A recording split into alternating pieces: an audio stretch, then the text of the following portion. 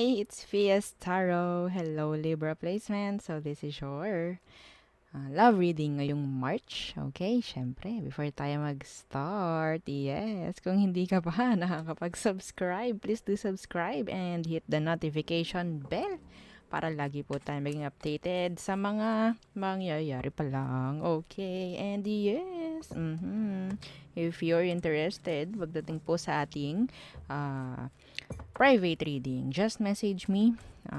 Ganun rin po pagdating kay Perception of Light. And syempre, if you're interested and may mga katanungan pagdating sa ating all-in-one Evil Eye bracelet, just message me. Okay, ganun rin po pagdating dito sa ating Evil Eye ring and Evil Eye necklace. Okay? So, yeah.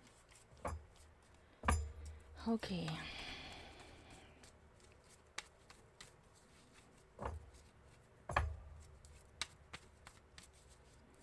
Let's start. Libra placement. So, ano ba ang situation meron sa inyo ngayon? Anong situation nyo? The Four of Wands. The Four of Swords. What? Connection na kailangan ng pahinga. May kailangan ng magpahinga. May kailangan ng may nag-iisip na ng separation dito. Okay? Yeah. Pero yun nga, hindi pa nakakapag-decide. So, this is like hot and cold situation. Okay? Meron gusto ditong parang magpahinga, huminga-hinga ng konti. Parang ganyan. Ano bang meron sa person mo, Libra? Anong meron?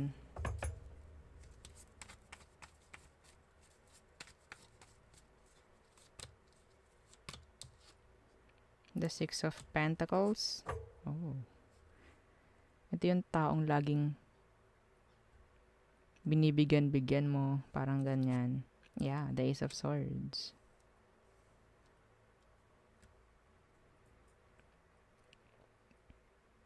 Meron kang hinihingi sa kanya.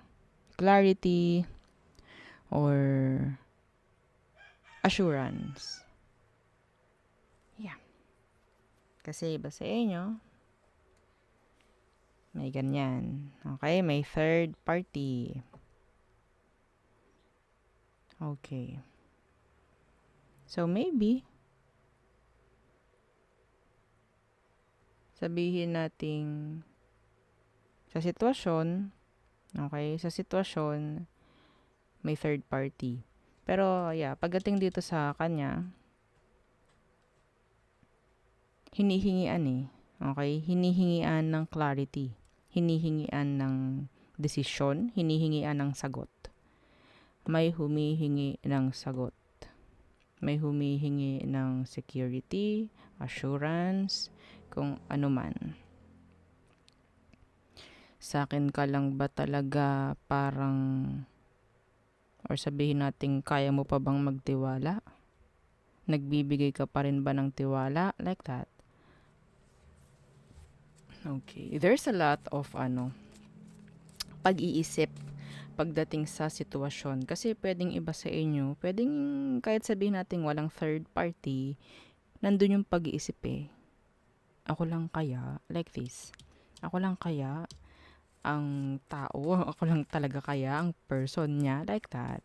Kung wala pong third party, may mga ganyan. Pero kung may third party, assurance, clarity, yan ang hinahanap. Okay? So, nakakapagod to. Okay, so ano bang emosyon, intention ng taong to sa'yo? The Nine of Pentacles in reversed. Yeah, the Wheel of Fortune in reversed. Some of you, karmic to. Okay, karmic. Ay, ang hirap naman ito, Libra. Kasi ang nakikita ko sa inyo, para sa'yo, siya yung for you. Parang ganyan. Pero,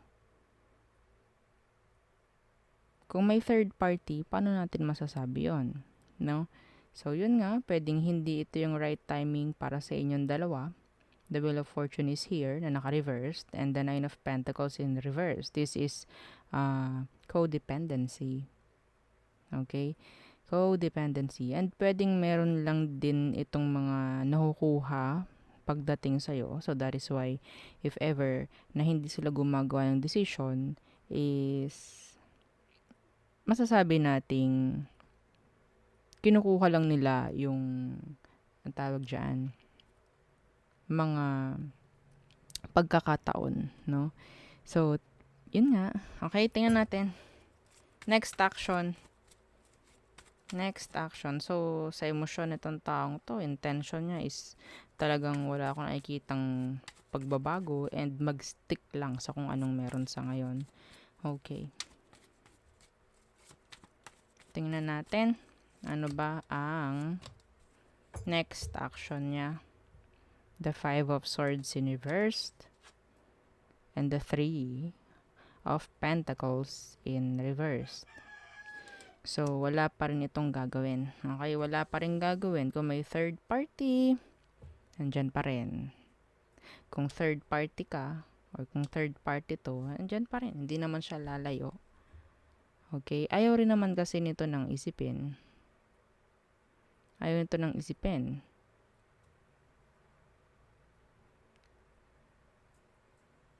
Kahit sabihin natin yung sitwasyon nyo is napakadaming isipin, mas lalong siyang nagkakaroon ng isipin kapag kayo ay magkahiwalay. Walang chance to sa ngayon.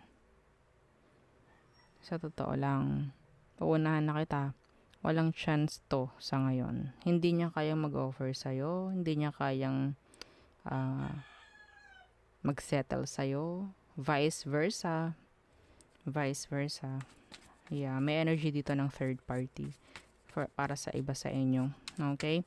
So, tingnan natin ano magiging outcome nyo ng taong ito ngayong March. Okay. The Moon in reverse. So, there is sadness still. Okay? And the Star. Hoping na maging okay. Parang ganyan. So, nakakapagod to. Okay? Kasi parang yun nga, hindi niya maibigay yung kasiguraduhan. Okay? Hindi niya maibigay kung ano bang talaga ang pwede sa inyo. Parang ganyan. So, darating sa punto na nandyan ka lang, mag-i-stick ka dyan sa ganyang sitwasyon nyo kahit hindi na maging okay. Diba? Kahit hindi na maging okay, hahanap at hahanap ng rason dahil pwedeng ang hindi na ibibigay yung answer. Okay? So, kakapit yun doon. Ganyan. And ikaw, pwedeng ikaw yung ganon. Kakapit ka sa mga sa hindi niya pagsagot. Diba? Mga what ifs mo. What if ganto? What if ganyan? Okay? So, paano kung ako pala yung gusto niya? Like that, 'di ba? Syempre, kung hindi gagawa to ng sagot or hindi magbibigay ng sagot to sa'yo, 'di ba? 'Yun ang mga gugulo sa isip mo eh. 'Di ba? So, ang outcome ninyo is sadness and hoping. So, hindi to maganda. Actually, sabi ko nga sa inyo, hindi nito kaya na magbigay ng offer of commitment sa'yo. Okay? Kasi pwedeng ikaw, ang nakikita nitong taong ito is, ikaw yung parang laging ready, open, and you're being, parang always understanding the situation. Parang ganyan. Okay? There's a lot of drama here.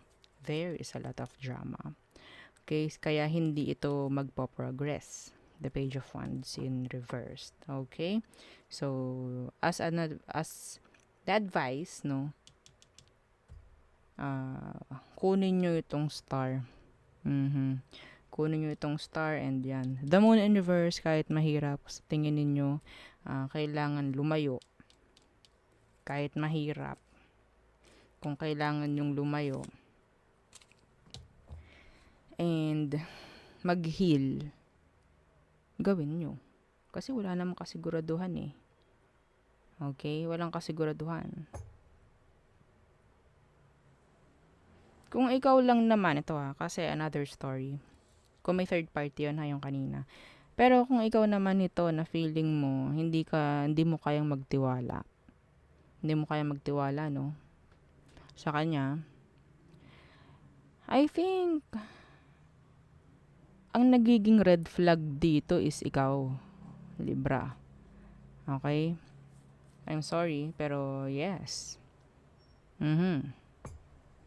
Kasi pwedeng na-stuck ka sa mga hindi magandang nangyari sa past. Okay? Wala naman po kaming nangyaring maganda. O, wala naman nangyaring hindi maganda sa amin sa past. I'm not talking about this person. Pwedeng yung past mo. Past mo pa. Okay? Mga taong nakagawa ng kasalanan sa'yo, mga taong nakagawa ng kasinungalingan sa'yo.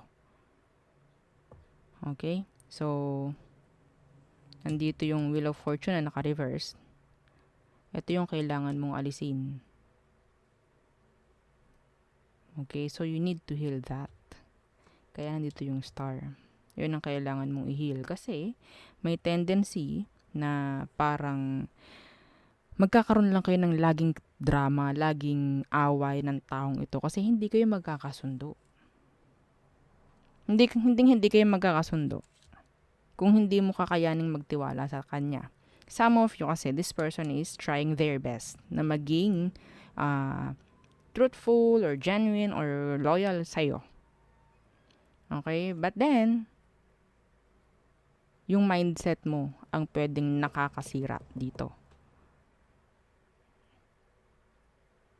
Okay? So, yun ang nakukuha ko. Okay? So, tayo tumungo na sa all signs. You need to heal. Okay. Pareho. Yung story na yan. Kailangan yung i-heal. Okay. Aries through Pisces for Libra placements. Aries. There's on and off with this Aries. Some of them, they just want sex. Taurus. Okay, they're hopeless. Feeling hopeless sa situation. Okay, they're like backing away. Parang ganyan. Gemini. They're waiting, being patient. Okay. Cancer. Ego. Pride. Some of them, if you're doing everything for them, then you're feeding their ego. Okay? You're feeding a monster. Okay. So, next. Leo. They're being indecisive. Some of them, they're confusing. Okay? Confusing. So, Virgo. They're stuck. A lot of questions. Ganyan. A lot of thinking. Okay. Libra, no chance of progress. Okay? No, sabihin nating new beginning na pwedeng mangyari. Pasensya na po sa ingay. Okay. Scorpio, they're open. Okay? Some of them, they're open. Some of them, they're letting go. Parang ganyan. They're ready to let go. Okay. Sagittarius, they want commitments or they want communication with you. Okay? So, next is Capricorn. So, there's no progress with this Capricorn or pwedeng they're like self-centered. Aquarius, they have options. Okay? So, pwedeng nako-confuse ka niya. Pisces, they want commitments. They want a long-term relationship, commitments with you. Okay, so there.